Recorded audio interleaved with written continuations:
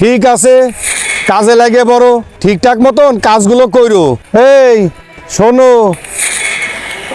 ওরে একটু কাজে লাগাই দাও। ঠিক আছে, আপনি যান, কোনো সমস্যা নেই, কাজ আমি বুঝাই দিবানি। ঠিক আছে, গেলাম। কি কত কত? কি ভাই, আমার বয়স 12 কি 13, মা কয় আরো কম। ধর বেটা, তোর কি আমি বয়স জিজ্ঞেস করছি? তোর মজুরি কত ধরছে তাই ক। ও ভাই, মজুরি 400 টাকা। বলে 400 টাকা? 400 বলে 400? ধর বেটা, 400 টাকায় এই যুগে কেউ কাম করে? কেন ভাই, আপনাকে কত? আমাকে আমাকে 600 বেটা, তুই তো বলদ।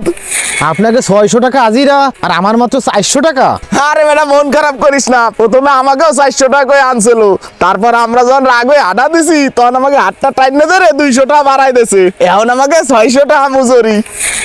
দাঁড়ান, আমি আসতেছি, ওয়ানে যাচ্ছিস? আমার মজুরিটা বাড়ায় আসি।